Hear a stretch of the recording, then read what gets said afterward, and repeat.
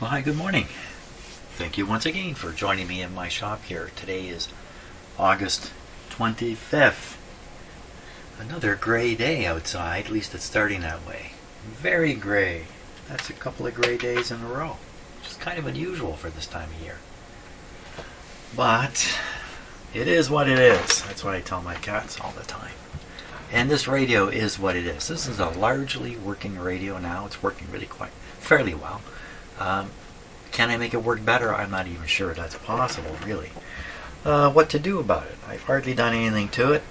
Got to do something more to it. Well, I could test the vacuum tubes. That can be on the list of things to do. Maybe there's a weak tube in there. Another thing I could do is I could check the various tube voltages and make sure the plate, screen, and in the case of the output tube, the bias is proper. Yeah, why don't we do that? Let's do that first. We will check tube voltages here. Now I'm going to check the information I have and see if I have some hints on this. I don't think I do offhand, but I'm going to check. Well, there is some voltage information here. You can see it here, 75 volts, 75, 75, 50. These are the plate voltages. This would be the screen voltage here. Very good. And then on the output tube, we see 75 on the screen, 100 on the plate, and 5 volts on the cathode. So 5 volts across this cathode resistor. So this is a pretty important one to check.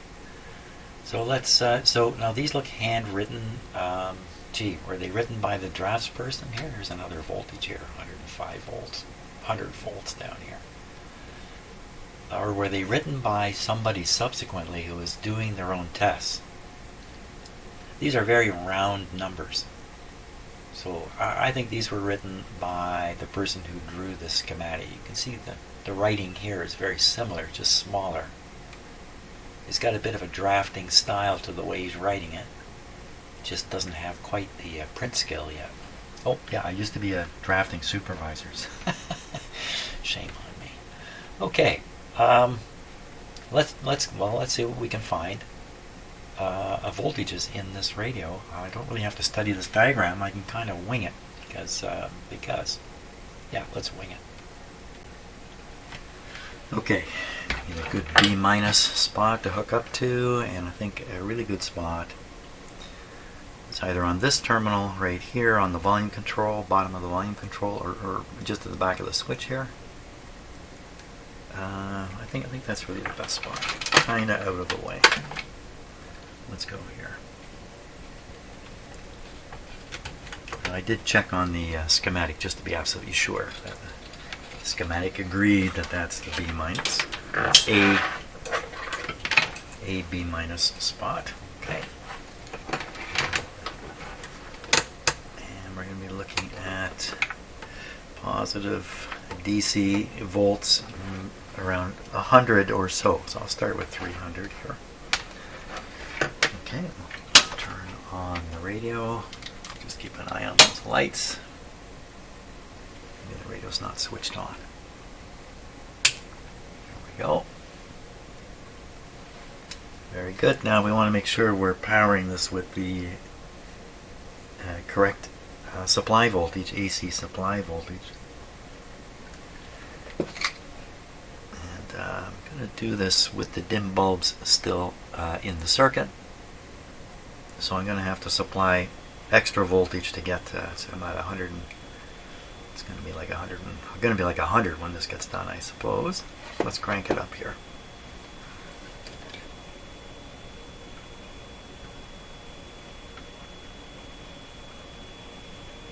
$115, a wee bit more. How about that? 117 or so. Good, perfect. Now we'll start by measuring the voltage on the filter capacitor. If I can find a spot where the red wire goes from here. How come there's so many electrolytic capacitors in this radio? 1, 2, 3, and then this one is worth, there's 3 in here. That's too many electrolytic capacitors. Something going on. Okay, so I cannot spot the end of the red. I think maybe it's right here. Okay, so on the meter, whoops. Once again, I think right here. And right there we're getting 100 volts. Exactly. That's what it indicated on the schematic, wasn't it? So we'll go to the output tube. The output tube is this one over here. One of these is there's a plate. Let's just go around. We'll see what we get. Nothing there. If I hit the grid, we'll hear it. Nothing there. Okay, 100 volts, that's what we were looking for, plus a 75. Probably right here. Yep, it's right on 75. Put this on the 100 volt scale. Try it again. Right over to 100. It's just bang on 75. That's excellent. Okay, so this is the rectifier tube. We'll ignore that one. We'll take a look at this next tube. I'm just going to take a guess. Oh, you know what I didn't get on the output tube is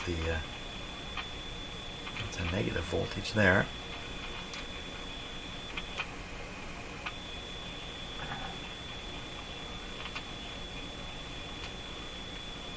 $75, right on the money. And 75. Okay, I'll come over here. And the radio's operating, so we know there's voltages on these tubes. It's a little bit negative. Pretty dark in my shop here. Ooh, there we go. 75 again. Excellent. Okay, and we'll go over to this tube.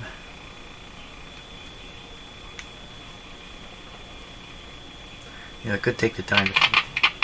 That's got to be the grid there. Okay, it could take the time to figure out what each pin is and then operate that way. Well, I can't get to it.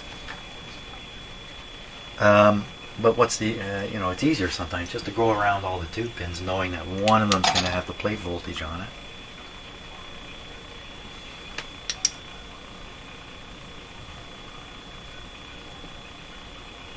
Oh, I don't like doing this. Set operating. Okay.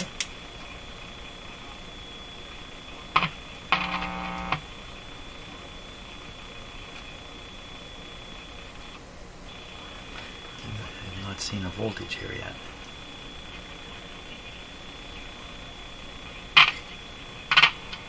There we are. 50. I think that's correct. Okay, let's go back to the output tube and the grid. It should measure a small positive voltage. So I'm just doing the guess technique again. Looking for a small positive voltage. Okay.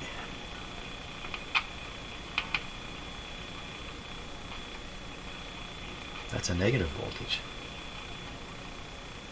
I don't think there should be a negative voltage on the on this tube anywhere.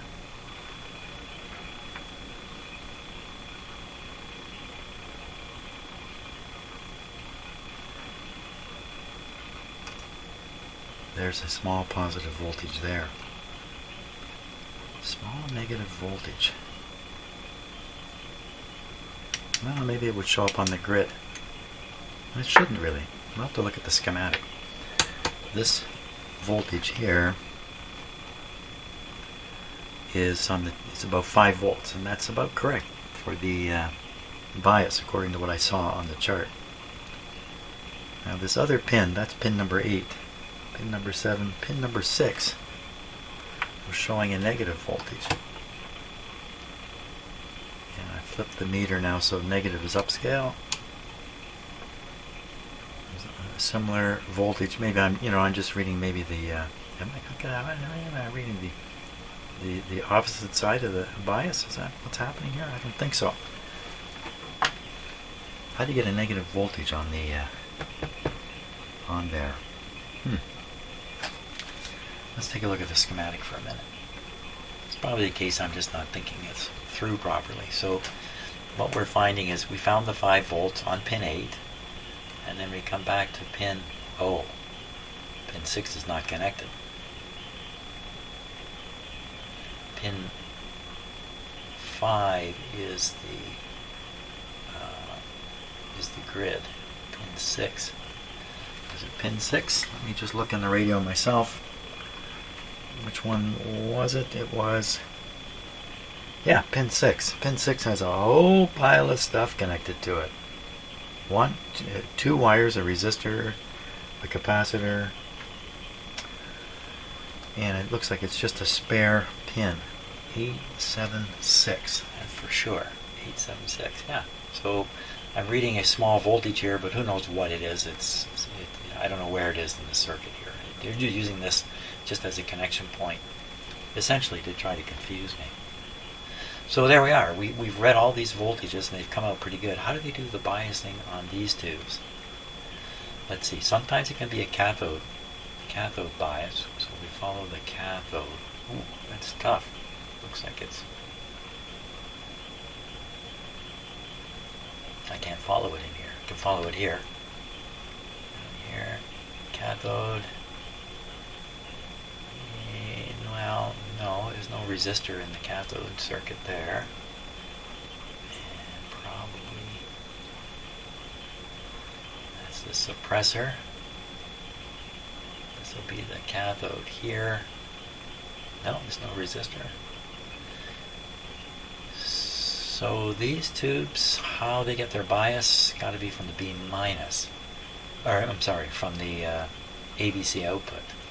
So if we take a look at the diodes here, now they've done something interesting here. They have 2 diodes. These tubes typically, all SQ7s have 2 diodes in them.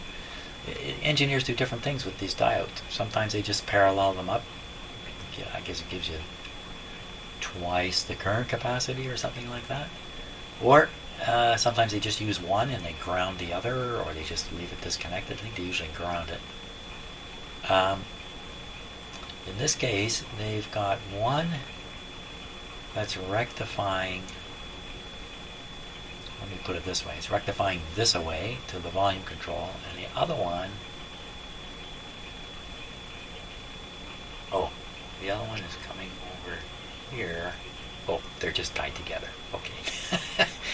I'm confused by the way they've shown the wires here. It's very hard to trace. Okay, no problem. So 2 of them are just being used together. Nothing special going on there. So there's the ABC voltage here.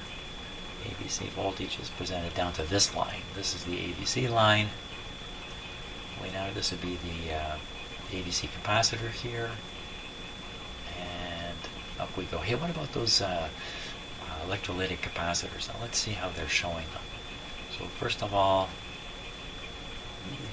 so these 2 are definitely electrolytic here. And they're not showing anything special about them in the way they're symbolized. It's the same symbol everywhere. Let's go down the list here and we'll see. We'll see all these C's. How many of them are electrolytic? Well, it doesn't actually jump out and say, but based on the size, here's the 3 of them right here.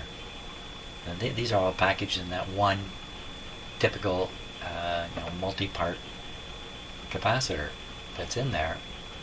What are these other ones doing in there? Did I miss something here? These are all too small to be electrolytic. It must be the case that somebody has added those in and probably paralleled these. And that's probably why this radio is not humming. And then instead of removing the original capacitor, they just left it in there, which, yeah, it's not necessarily a bad thing to do. All the years I've been doing this, I've only found one filter capacitor that was actually warming up, and it was warming up a lot on its own. Never found one overheating, so I guess you could leave leave a leaky capacitor in there and just augment it in parallel. I've done this too from time to time, but usually I remove the original one. So that's probably what those are, and if we look close, we'll probably figure out that there's there's really three additional capacitors in here. But one of them is really old. Old looking, anyway. Okay, so voltage is good, bias is good, everything's good. Let's just take a look at those capacitors again.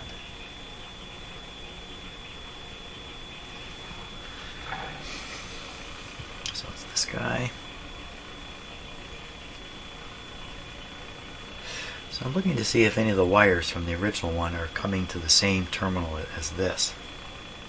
So this guy and this guy, they're hooked up to the same place. I have a white clip lead. I can back this off a little bit here. And the positive is coming down. Yeah, I backed that off. I can't see. I cannot see. Before I forget, turn that off.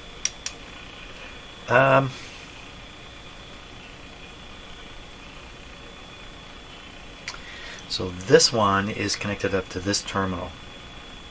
The negative is connected to the negative black wires coming from here.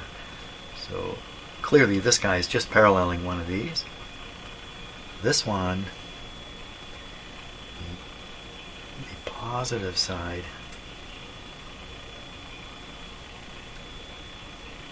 well, I don't see how it's connected back to here, but it probably is. I'm probably just not spotting the wire in there. There's the wire. Yep, it goes right back into here. So this guy's paralleling one of these. And this last one is a 25 volt guy we looked at earlier. And it's my temperature test. It's going to be going across the cathode resistor for the output tube as a bypass. I don't have any doubt that, I mean, there's no reason for me to think these are bad. The radio's not humming. What's going on with this though? I mean, look at this thing. It's got some kind of mildew forming on it. Kind of looks like a junk box capacitor. Could change that one. What would the benefit be? So the two things about the capacitor is its capacity and its leakiness. So for me to be prompted to replace this, there have to be a loss of capacity, or it have to be so leaky it's somehow disturbing the radio. You saw me do the lousy temperature check. And the back of my finger is more sensitive to heat than maybe it's because the skin is so thin here. The most sensitive part on your body that we can talk about on a video is your upper lip. But I don't think you want to stick your upper lip on that. I wouldn't recommend it. I think it's a waste of time changing this. There's nothing going wrong with this radio. The radio is operating fine. There really isn't anything more for me to do with it. Yeah, there's still a wax capacitor down here, but the operation is fine. Lots of volume. And the reception in my shop here is crappy. It always is for all radios. So the fact that it's not working, not receiving all that much here in my shop, I know from experience. You take this to another location, especially out of my house, to get away from all the noises, and it will receive surprisingly well compared to what you hear in here. So I don't know what else to do with it. I think it's all done. Oh my gosh, that was too fast. So I've gone to hunt down a replacement light bulb. I couldn't find one. Oddly enough, so I don't know what's happened to them, but I have some somewhere. Somewhere. Okay, let's turn the power off before I stick my fingers in there without thinking. And push this guy back down. Ooh, don't want to touch the chassis while I'm doing that.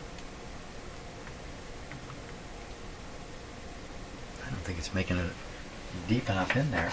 Let's when you stick the bottom back on, it's going to push the capacitor. Doesn't seem to be a real problem. You can actually see a spot here where it's been rubbing previously. Okay, jeepers. There wasn't much to do here. Okay, compared to other radios I've done, wow, this guy was easy. Testing the tubes, should I test the tubes? You know, it's hardly worth doing.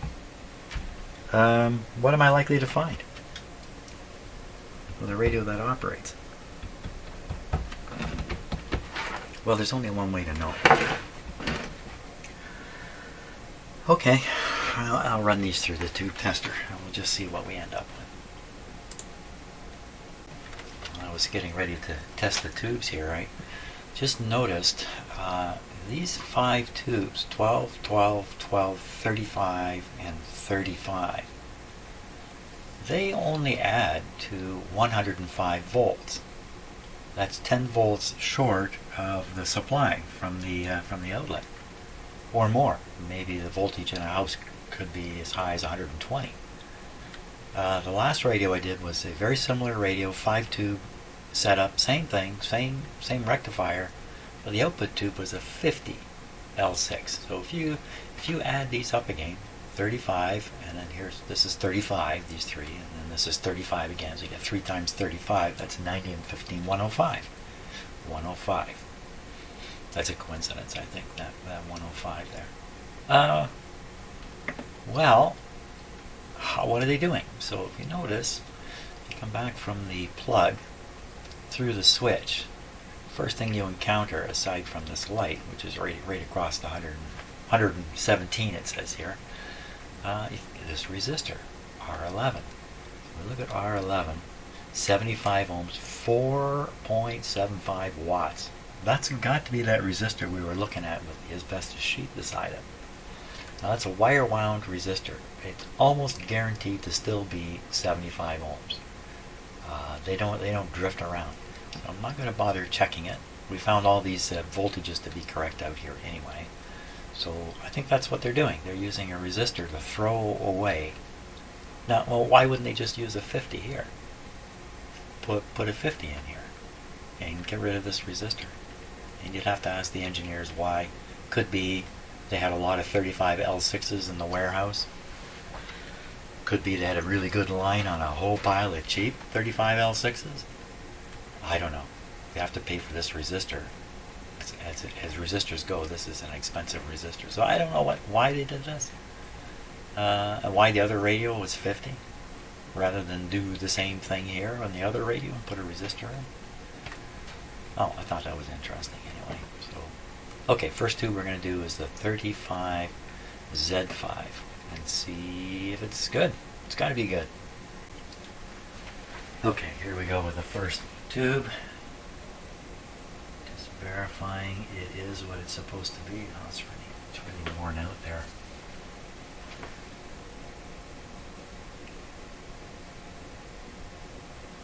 Yeah, I'd say that says, little I can see, 35Z5. I'd be stunned if it wasn't. It's always worth checking. So 35 volts on the heater. It's a rectifier, so we don't set signal, don't set bias. On this tube tester, 07003, 07003, 0610, 0610, 23, and E. We're good to go.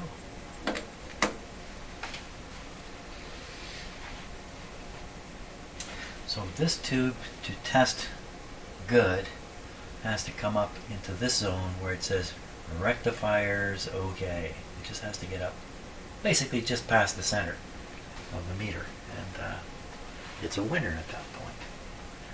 Okay, let's just look for shorts. None there. We'll push the diodes and the rectifiers. Here we go. And it's way over there. Okay, nothing wrong with this tube. So we'll do the next 35 volt tube, which is the output tube. Okay, and get this set up and we'll test it. Okay, let's double check. 35L6. Oh, this one's all worn out also. 35L6, I can read it. Okay, no doubt that's correct. 35L6, 35 volts, signal level 8, 14H on the bias, 07345, 07345, and 0610, 0610, 43 on the meter sensitivity, D. There we are. Now the radio produces a lot of volume, so kind of far-fetched that this tube should be weak. If anything's weak, it's going to be one of the signal tubes, the mixer tube, the IF tube, or the detector tube, or some combination, if that's even a problem. Okay, in this case we're going to push the transconductance test, and the expectation is 990, so basically that's 1,000 right there where my finger is, so I've got to get up above my finger. Oh, isn't that a surprise? Lots of volume, but test low. Okay, let's just check a few things here, make sure this test is correct. 35, 8, 14, H, that's correct. These numbers are bound to be correct. 07345, 07345, and 610, 43, yep, D. Okay, well, what we're going to do now is a sensitivity study. I'm going to initiate the test, and I'm going to vary the meter sensitivity a bit. I'm going to vary the bias a bit, and just see how far the meter moves. So just a little bit here. You have to go a long ways. So this is because it's an old device, and the calibration of these controls can be off. Okay, and the other one I want to do, I guess I got to reach around, like, get in front of the camera here. Can you still see in the dark? Kinda. Okay, so this one, again, this one will be a little more sensitive, I imagine. No, not much at all. Well, the test sure seems valid. It seems like a weak tube, but the output of the radio is pretty good.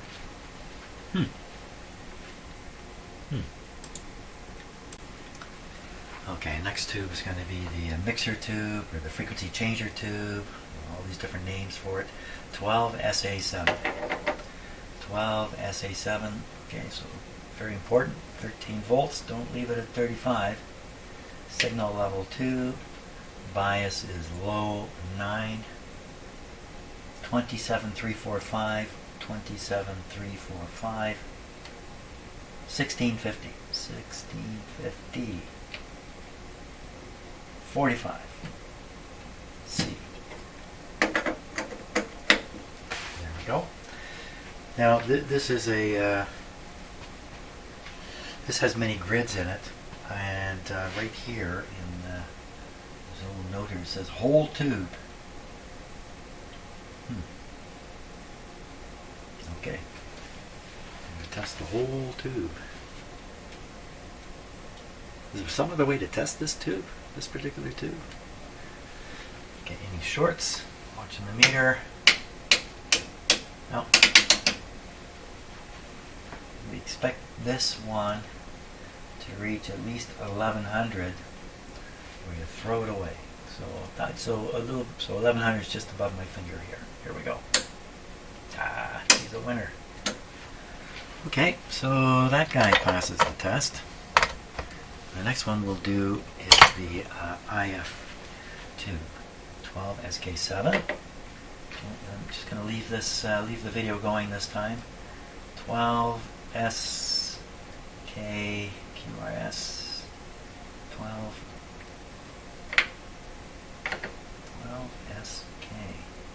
Oh, I just went by it. Here we are. 13, 2, 10L, 10L, and the numbers, 17251. 17251. Just making sure I get it right. 17251 and 4630. SK 4630. 4630. Okay, 44 and C. Very good. Okay, I'm going to have to just do those over again. 13210L, 17251. 17251. And 4630. 4630. 44 C. When pilots are flying airplanes, there are key moments where they must, by rules, bring out a checklist and go down the checklist. Sometimes the checklist has one item on it, but they still must bring out a physical checklist. And usually one pilot handles the checklist and the other pilot handles the checks themselves. And what I've seen, I gotta watch this TV show called Mayday, or it has a different name now, but it was called Mayday anyway. Because once in a while, because they do it so routinely, they read down the list, but they don't actually check anything. And of course that can lead to an accident, which it has. Okay, here we go. Any shorts in this tube? No. No shorts. This guy should come up to 12 SK7. 1520. So it should be just past the center, the middle. Holy smokes, how can it be that high? That doesn't seem right. It's going practically right off the dial.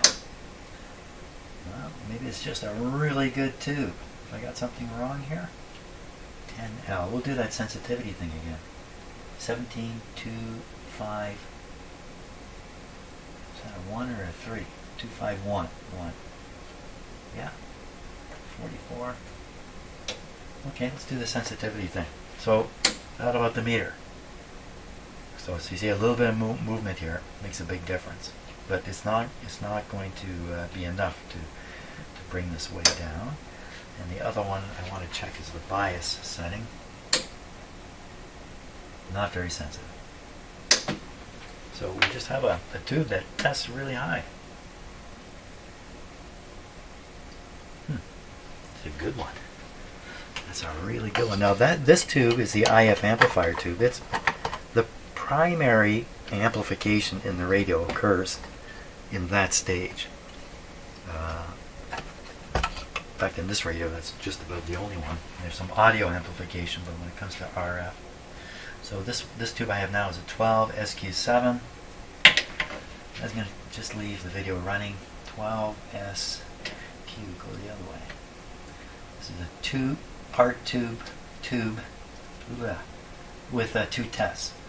So 13 volts, signal level 1, bias at 18 L, 25100.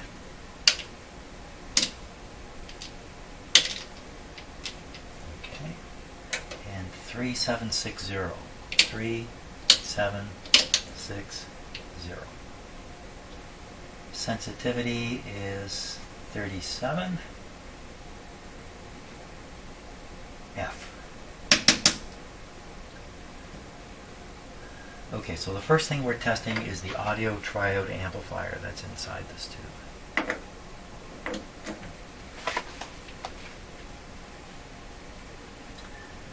You're wondering what the flashing is here? What kind of flashing warning have I got going? It's something swinging on my... yeah.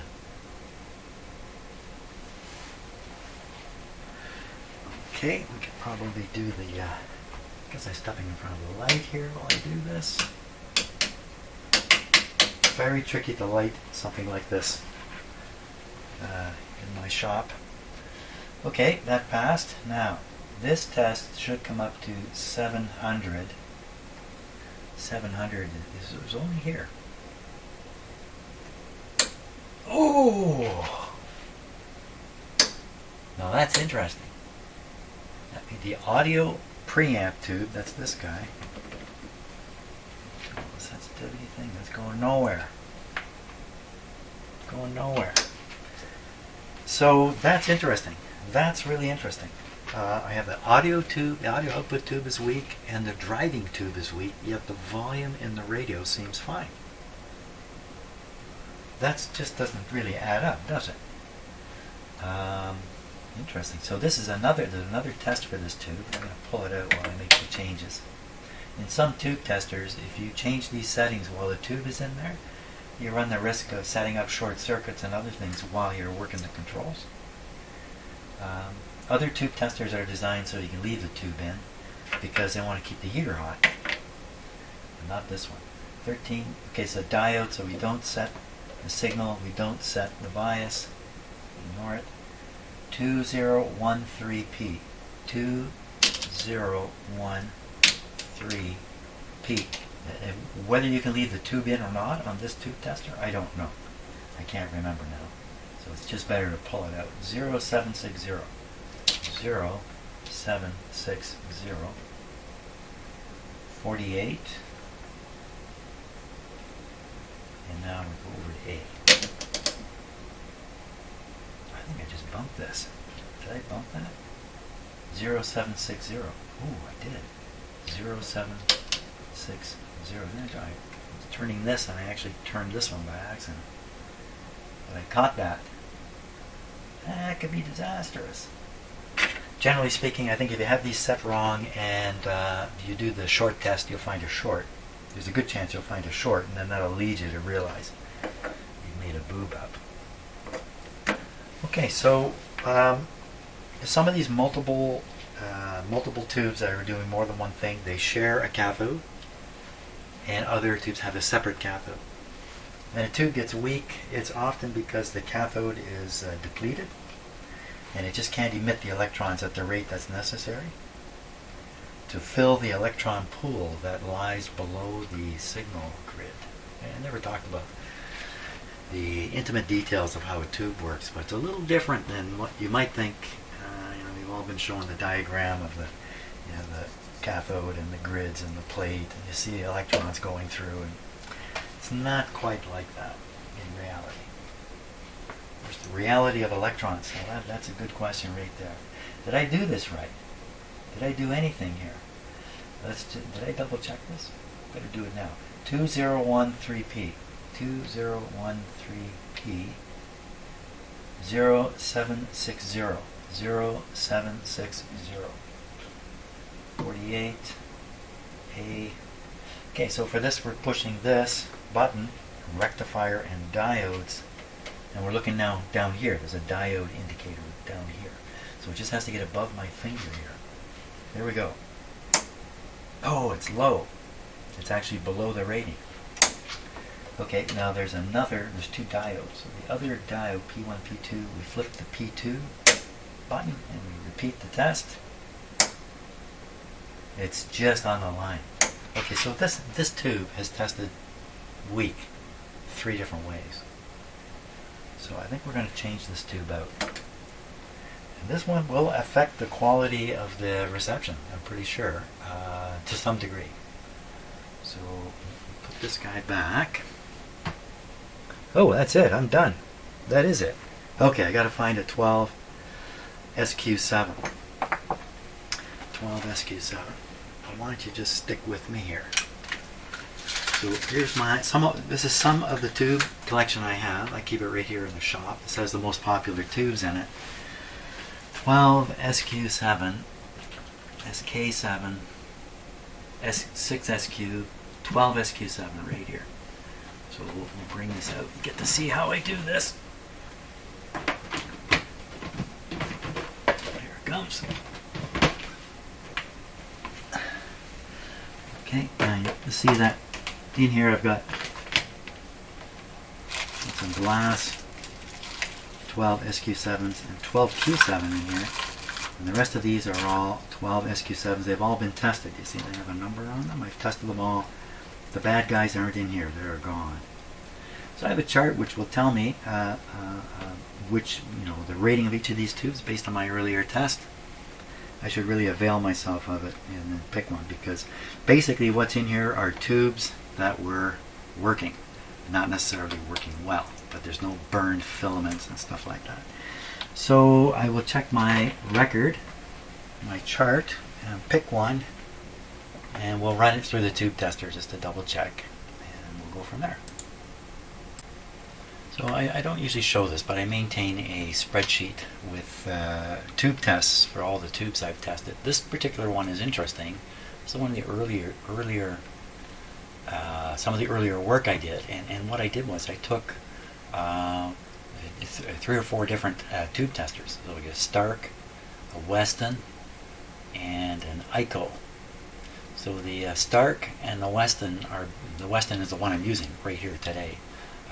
These are both dynamic testers, and this ICO is just a emissions tester.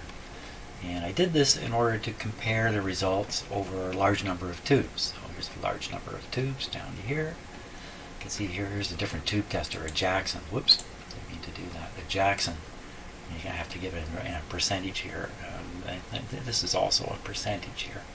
Percentage of what? I don't know. Percentage of like new, I guess is what that is.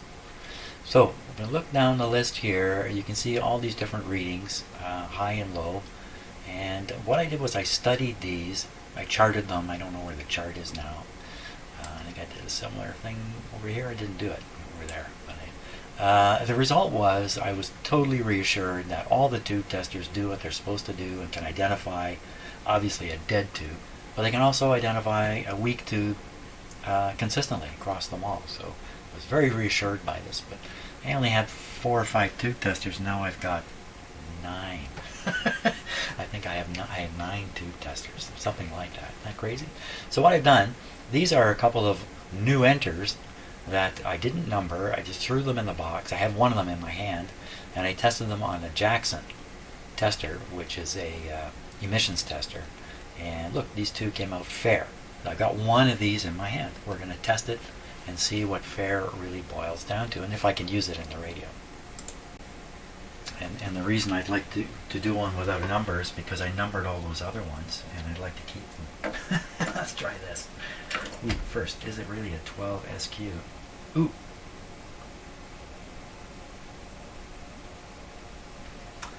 Oh my God, it's another one that you can't really read.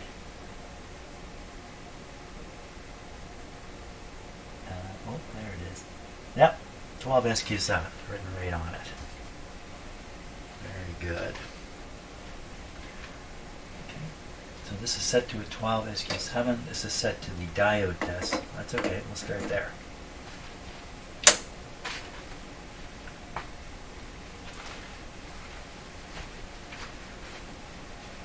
So this had weak detectors, diode, and weak triode.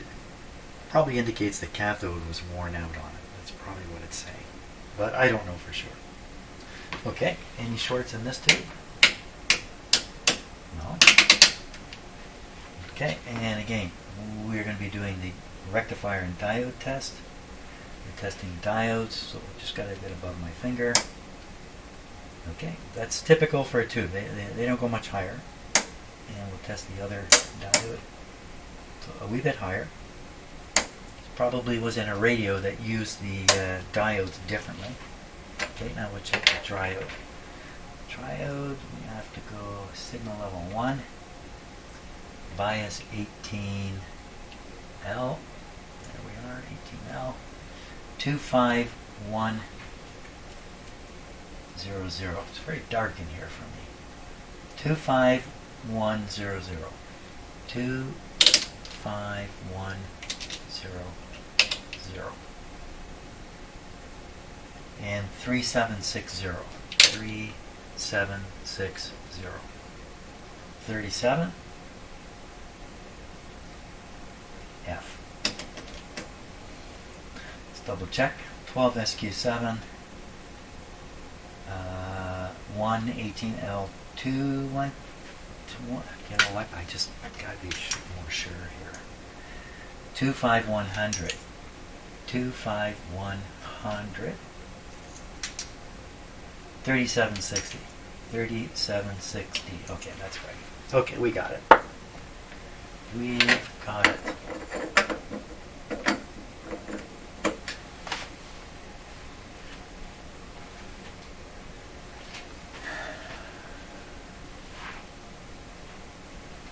Now, some instructions when you're doing the shorts test is to whack the tube while you're doing it. I don't whack the tube. If it shows some sign of something, I may whack it just kind of out of interest. But if it shows a short, it would show a short by the meter coming up. Then that might be of interest. But once it shows a short, I think you got to throw it away. 760. So we just got to get up to here. What are you doing? Oh, she's a winner. Okay, we're gonna put this in the radio. We're gonna do a little experiment here. Before I mix these up, we're gonna put the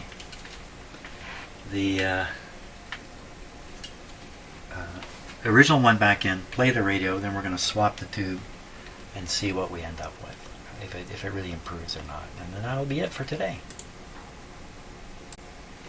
Okay, let's switch this on.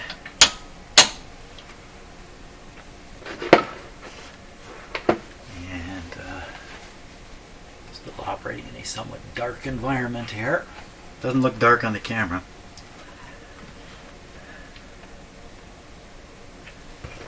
We're running it at 120. So first thing to notice is with the volume right down, you can still hear it. That's how much volume's available here. I barely turned this up. Isn't that odd, eh? With two weak tubes, and you still get... Okay, I'm going to tune this in as best I can.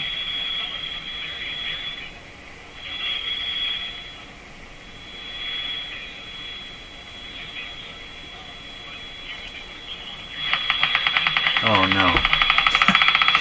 No, please. So that interference, which is just showing up, which comes from I don't know where, comes and goes, does exactly what you heard. Pop, pop, pop, pop. Yeah. I had no idea what that is. I'm like, oh, that's your furnace fan. No, it's not. The furnace fan's not running. I have no idea what this is. I've tried to hunt it down. That's, as usual, kind of a hopeless attempt. I don't know what it is. Now it's going even faster. Wow. Well, it's right there. What can I do about it? It's right on top of the station. Maybe I can null it out.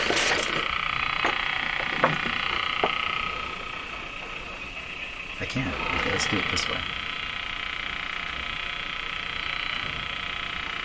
Not really. How come? Oh, that's interesting. How come it nulls it this way? I'm always suspicious it's something in my shop, but I've never been able to identify anything. Oh! Was it moving around?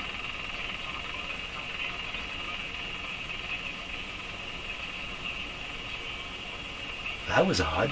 I had it nulled out. Oh!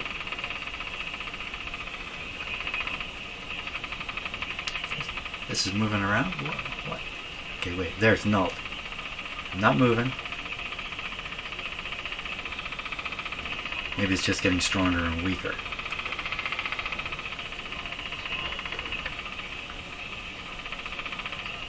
Okay, we'll have to ignore the clicking interference and just pay attention to the radio. I thought the maximum was up around here, so I'm aiming the antenna is what I'm doing. Good, went away. Tune again.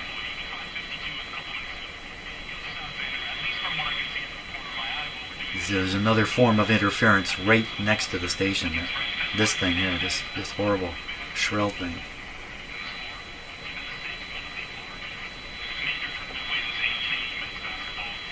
It's got a little bit distorted.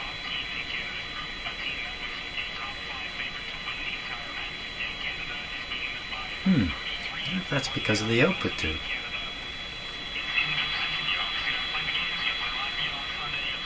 Okay, we're going to change the tube in question. I'm just going to cut the power. I'm going to grab a tube, burn my fingers. Nope, it's not hot yet. Come out. Come out. Double check. 12 SQ. Double check. 12 SQ. The last number refers to the number of elements that are in the tube. You know, this goes down right on top of a wire here. I've moved the radio around now. Get that wire out from under there. There we go. Okay, with somewhere like this. Power back on. Didn't touch the volume. How different does it work? Now, another thing that can happen in these radios. Let's just listen. Louder.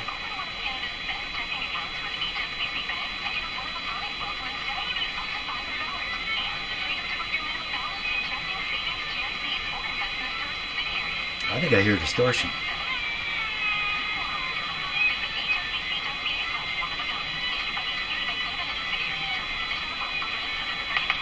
Oh, come on. Okay, let's tune it a little bit. Oh, that's a little better. Get rid of one of those.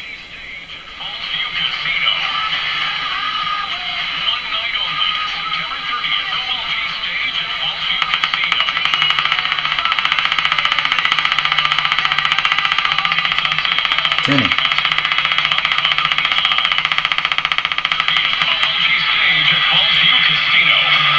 Oh, the tuning was quite different.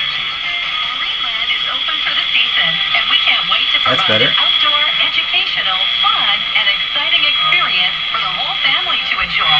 In our beautiful park-like setting, you'll find rides for kids, big and small. These loop antennas have a very deep null, but the response, the opposite of the null, the peak response, is very muted. It's not all that sharp, but the null is very sharp, as you can see from this.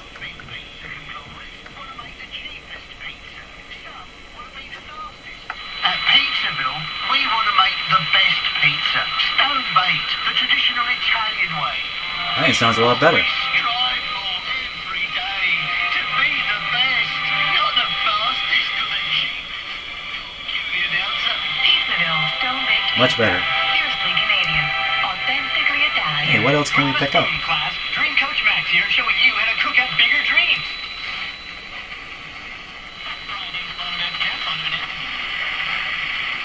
That's 610. That's really impressive. 610 is from St. Catharines, far side of Lake Ontario, hundreds of miles from here.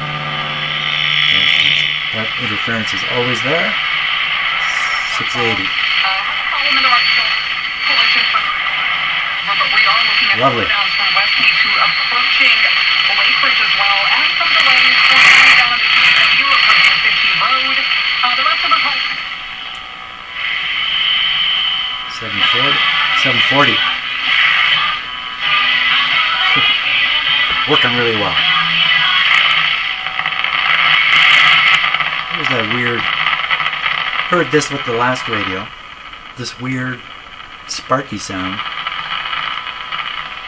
Another strange interference signal. Okay, now we're going to try to pick up the French station. Can we get the French station? 860.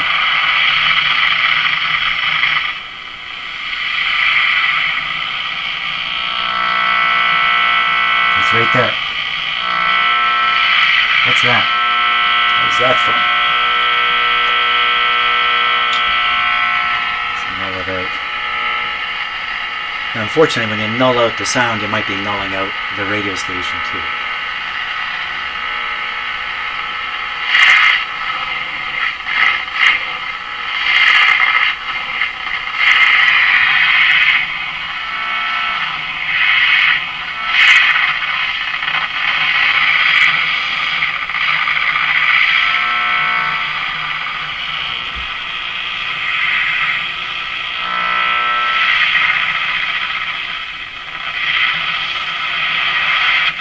Nope, doesn't want to get it.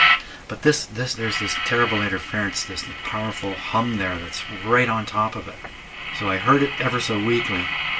Let's do another experiment. We'll go back to a strong station. Let's try 680.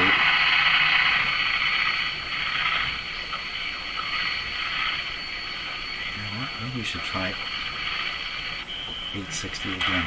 The radio.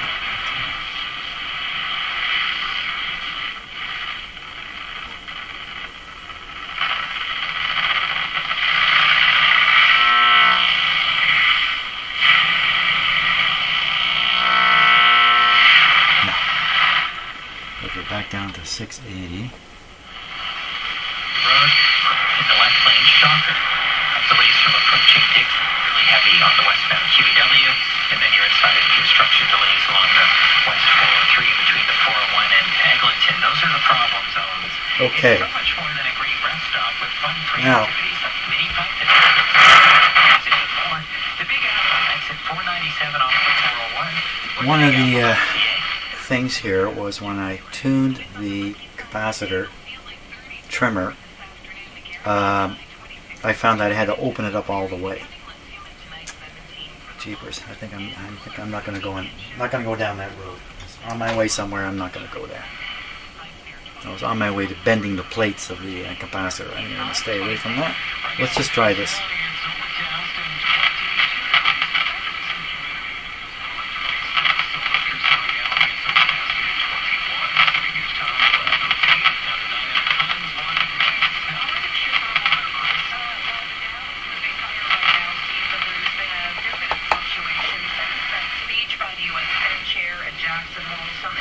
Just so sensitive. And he did outline that the U.S. Central Bank is prepared to hike interest rates again if needed. So the Dow right now is higher by 54. The S&P is down 16. The Nasdaq down. Okay, well that's it for this radio. You know, maybe I can squeak out a little more by doing some more stuff, but it wouldn't. You can compensate for a lot of things by turning the volume up. So this thing's got lots of volume now. So surprising that such a weak output tube can produce such good output, but that's not going to change unless it was really distorted. I don't think there's any advantage to changing the output tube. Very good. Okay, I think this radio's done. That's another radio. Let's take a quick look at the cabinet. And where is it? It's buried down here. This will be the second small radio with a wooden cabinet.